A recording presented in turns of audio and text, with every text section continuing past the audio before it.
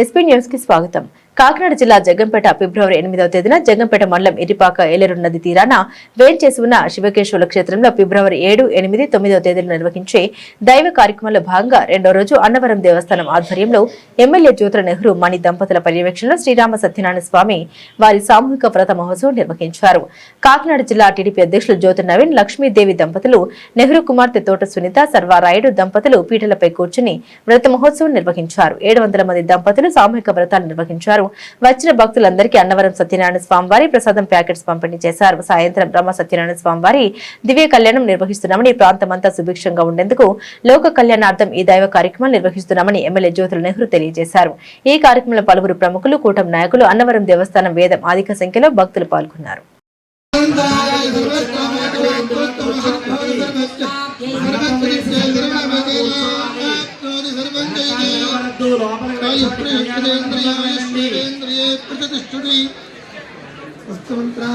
సత్యాస్తు వేదోక్తం పరిపూర్ణమాయుష్యమస్తు ఆచంద్రార్థం వంశాభివృద్ధిరస్తు రాజకీయత్వారే సర్వాయుష్యభివృద్ధిరస్తు రాజకీయత్వారా దయచేసి అర్థం చేసుకోండి. శీఘ్రమేవ ఉన్నత పరివ్యాభివృద్ధిరస్తు సర్వలంకృష్ణాభివృద్ధిరస్తు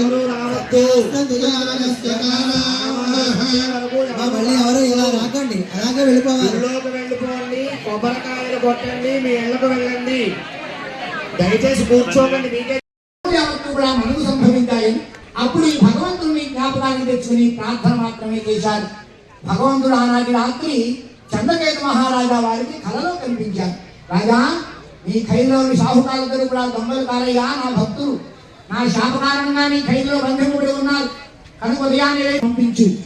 నీవు అలా చేయకపోయినట్లయినా నీ రాజ్యంతో సహా నేను నాశనం చేస్తున్నాను సుమాయని స్వప్నం నుండి అంతర్ధానం చెందారు. సభామండలాన్ని అరుదుని కూడా రప్పించి వారిద్దరికీ కూడా సంఖ్యలు పెట్టడం చేయాలి. 4వ కథ. తరువాత ఈ షాహుకారులు రాజావారిచ్చినటువంటి ధనమంతా కూడా తీసుకున్నారు. బ్రాహ్మణ ఆశీర్వచనములతో, మంగళ వాయిద్యములతో వారి దేశాన్ని గురించి వెళుతూ ఈ ధనమంతా కూడా ఓడల్లోనికి మార్చుకున్నారు. ఆ సమయంలో సత్యనారాయణ స్వామి వారికి చిన్న సందేహం కలిగింది. ఏమిటా సందేహం అంటే, ఈ షాహుకారుల్ని ఎంతవరకు కష్టాలు పెట్టి విడిచిపెట్టానే, వీరికి శ్రమ పడకుండానే మహారాజు రెట్టింపుగా ధనం ఇచ్చాడు.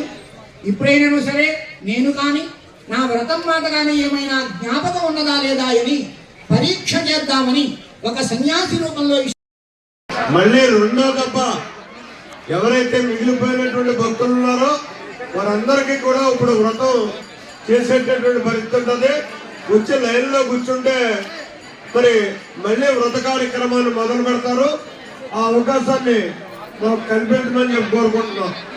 అందరూ వచ్చిన ప్రతి భక్తుడు కూడా వ్రతం చేసుకున్న వారు కానీ, చెయ్యని వారు, చేసుకునేటువంటి వారు కానీ అందరూ కూడా భోజనాలు చేసి వెళ్ళాలి.